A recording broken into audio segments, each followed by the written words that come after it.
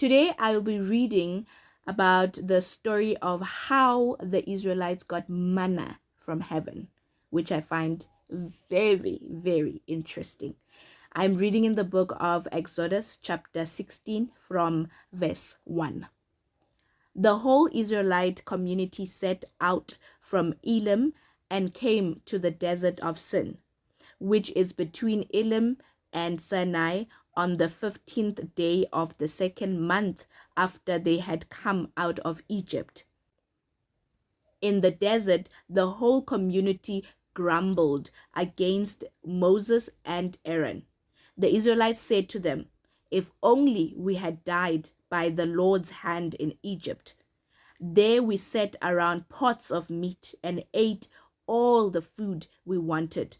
But you have brought us out into this desert to starve this entire assembly to death." Then the Lord said to Moses, "I will rain down bread from heaven for you. The people are to go out each day and gather enough for that day. In this way I will test them and see whether they will follow my instructions. On the 6th day they are to prepare what they bring in, and that is to be twice as much as they gather on the other days."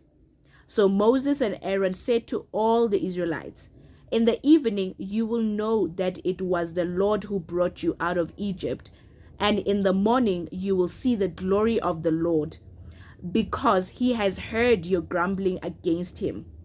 Who are we that you should grumble against us?" Moses also said, "You will know that it was the Lord when he gives you meat to eat in the evening and all the bread you want in the morning, because he has heard your grumbling against him. Who are we? You are not grumbling against us, but against the Lord."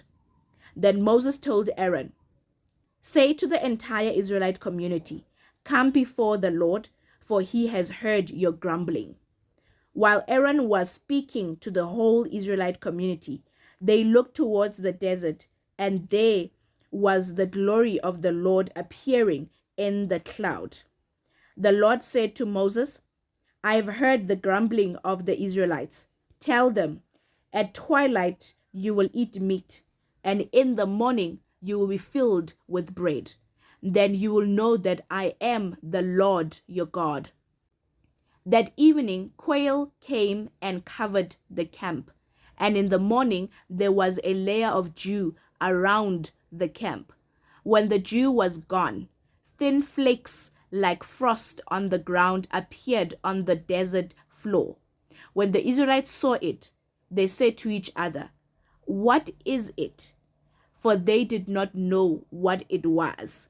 Moses said to them, "It is the bread the Lord has given you to eat. This is what the Lord has commanded. Everyone is to gather as much as they need.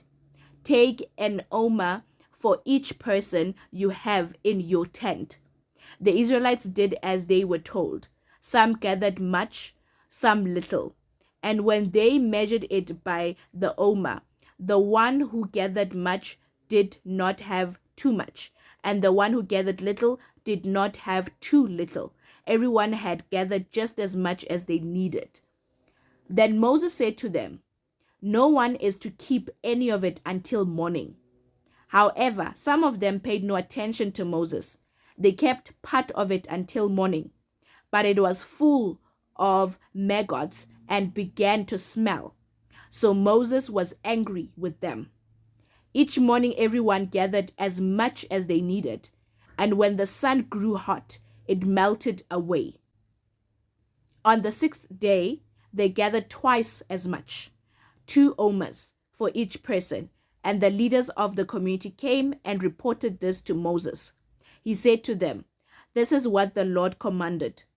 Tomorrow is to be a day of Sabbath rest, a holy Sabbath to the Lord. So bake what you want to bake and boil what you want to boil. Save whatever is left and keep it until morning."